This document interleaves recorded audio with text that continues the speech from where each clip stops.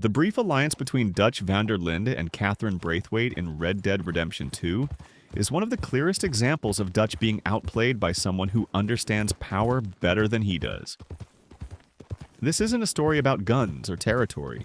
It's about ego, manipulation, and two leaders who believe they are the smartest person in the room. The difference is that Catherine Braithwaite actually is. When Dutch first approaches the Braithwaites, he treats them like backward Southern aristocrats clinging to a dying legacy. He assumes their wealth, their manners, and their plantation lifestyle make them predictable. Catherine immediately sees through him. She recognizes Dutch as a drifter with big ideas, not a true power broker. From the start, she plays into his self-image. The charming outlaw revolutionary who believes he can pit powerful families against each other and walk away clean. Catherine never challenges that illusion. She encourages it. What makes Catherine dangerous is her patience. She doesn't rush Dutch or threaten him outright. Instead, she gives him just enough trust to keep him useful.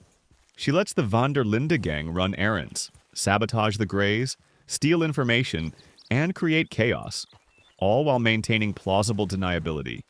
Dutch believes he's exploiting an old family feud for profit. In reality, Catherine is letting outsiders do the dirty work her family can't afford to be seen doing. Dutch confuses activity with control, and Catherine uses that against him. The turning point is when Catherine allows Jack Marston to be kidnapped. This moment exposes the core difference between her and Dutch. Dutch talks endlessly about loyalty and family, but Catherine practices ruthless pragmatism. To her, Jack is leverage, nothing more. She understands something Dutch doesn't want to admit. Ideals mean nothing when survival and legacy are on the line. By taking Jack, she asserts dominance not just over the gang, but over Dutch personally. She proves that she sees through his speeches and knows exactly where to hurt him. Dutch's response on the assault on Braithwaite Manor feels decisive and powerful, but it's actually reactive. Catherine has already won by this point. She forces Dutch into open violence, exposing the gang, escalating their notoriety, and pushing them further down a path they can't come back from. Even though Catherine is killed in the attack, her final act succeeds. She destabilizes the gang emotionally and strategically, and she accelerates Dutch's unraveling. This is one of the first moments where Dutch abandons long-term thinking in favor of emotional vengeance. What's especially important is how Dutch never acknowledges that he was manipulated. He frames the destruction of the Braithwaites as justice, as liberation, as necessary. Catherine, even in defeat, never grants him that narrative victory.